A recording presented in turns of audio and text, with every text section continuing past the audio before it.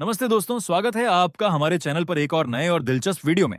आज हम बात करने वाले हैं एक ऐसे विषय पर जो हर आम प्रेमी के दिल को छू जाएगा और साथ ही हमारे किसानों तथा निर्यातकों के लिए एक बड़ा सवाल खड़ा करता है। जी हाँ, बात हो रही है भारत से अमेरिका भेजे गए आमों की, जिन्हें अमेरिका ने ठुकरा दिया, यानी अस्वीकार कर दिया। लेकिन आखिर ये आम क्यों अस्वीकार किए गए? इनके साथ क्या हुआ? क्या ये वापस भारत लौटेंगे या वहीं नष्ट कर दिए जाएंगे? चलिए एक एक करके पूरे विस्तार से जानते हैं। तो दोस्तों, सबसे पहले ये बात समझ लीजिए कि भारत का आम केवल यहां ही नहीं बल्कि दुनिया भर में प्रसिद्ध है।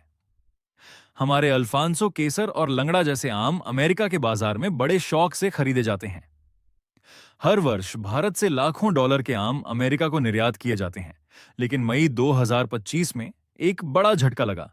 15 बड़े बड़े शिपमेंट्स, यानी पूरे कंटेनर भर के आम, जिन्हें भारत से अमेरिका भेजा गया था, उन्हें वहां के हवाई अड्डों लॉस एंजलिस, सैन फ्रांसिस्को और अटलांटा पर रोक दिया गया। इन शिपमेंट्स की कुल कीमत थी लगभग $5 लाख, यानी करीब 4 करोड़ 2 लाख रुपए। ये कोई छोटी बात नहीं है। अब सवाल यह है कि आखिर ये आम अस्वीकार क्यों किए गए? क्या आमों में कोई खराबी थी? क्या उनमें कीड़े मकोड़े निकल आए? नहीं दोस्तों, बात इतनी साधारण नहीं है। यह अस्वीकृति किसी गुणवत्ता की कमी की वजह से नहीं, बल्कि एक मामूली सी क्लेरिकल मिस्टेक, यानी कागजी गलती के कारण हुई। अमेरिका में आमों का निर्यात करने के लिए एक विशेष प्रक्रिया होती है जिसे इररेडिएशन कहा जाता है। यह एक ऐसी प्रक्रिया है जिसमें आमों को नियंत्रित विकिरण, रेडिएशन दिया जाता है ताकि कोई भी हानिकारक कीट या जीवाणु न रहे और साथ ही आम की शेल्फ लाइफ भी बढ़ जाए। यह प्रक्रिया भारत में मुंबई के वाशी स्थित एक यूएस डिपार्टमेंट ऑफ एग्रीकल्चर से अनुमोदित सुविधा में 8 और 9 मई को की गई थी, और वह भी अमेरिका के एक अधिकारी की निगरानी में। लेकिन यहीं एक समस्या आ गई। इस प्रक्रिया के लिए एक अनिवार्य प्रमाण पत्र की आवश्यकता होती है, जिसे पीपीपी 203 फॉर्म कहा जाता है। यह फॉर्म अमेरिकी कृषि विभाग का अधिकारी जारी करता है। भारतीय निर्यातकों का कहना है कि उन्हें यह फॉर्म दिया गया था, लेकिन जब ये शिपमेंट्स अमेरिका पहुंचे तो अमेरिकी कस्टम्स और बॉर्डर प्रोटेक्शन ने कहा कि यह फॉर्म गलत तरीके से जारी किया गया था।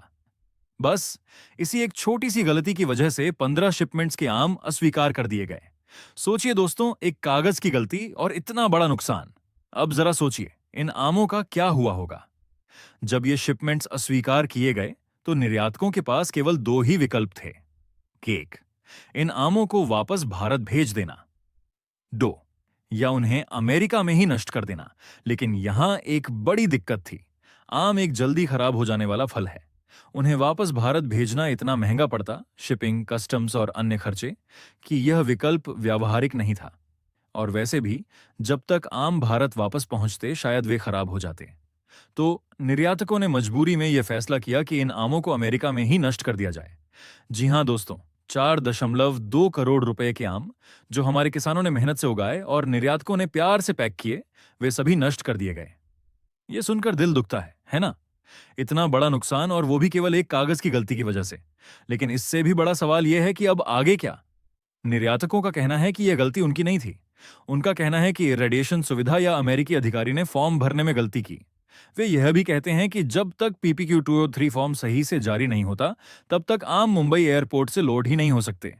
तो फिर गलती आखिर हुई कहां? क्या यहां कोई संवाद में कमी थी? ये एक बड़ा सवाल है और इसका उत्तर अब तक अधर में है।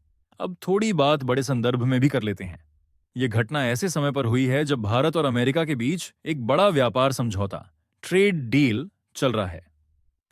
अमेरिकी राष्ट्रपति डोनाल्ड ट्रंप ने हाल ही में कहा था कि भारत ने उन्हें एक ऐसा व्यापार समझौता प्रस्तावित किया है जिसमें अमेरिकी वस्तुओं पर लगभग शून्य शुल्क, जीरो टैरिफ होंगे।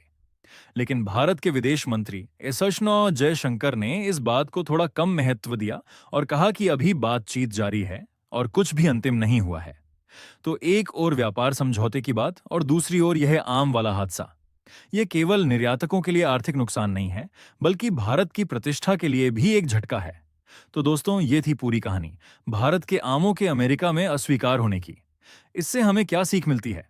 सबसे बड़ी बात यह कि दस्तावेज और प्रक्रियाएं कितनी महत्वपूर्ण होती हैं। एक छोटी सी गलती और करोड़ों रुपए का नुकसान। अब हमारे निर्यातकों और एपीईडीए, कृषि और प्रसंस्कृत खाद्य उत्पाद निर्यात विकास प्राधिकरण, को इस पर काम करना होगा। जैसे बेहतर प्रशिक्षण, अधिक इरेडिएशन सुविधाएं और अमेरिका के सख्त नियमों के साथ बेहतर समन्वय। और हमें यह भी सोचना होगा कि हम अपने किसानों को ऐसे नुकसान से कैसे बचा सकते हैं। आपको क्या लगता है, क्या यह केवल एक वास्तविक गलती थी या इसके पीछे कुछ और बात है? क्या हमें अपने निर्यात प्रक्रियाओं को और अधिक सख्त बनाना चाहिए? अपने विचार कमेंट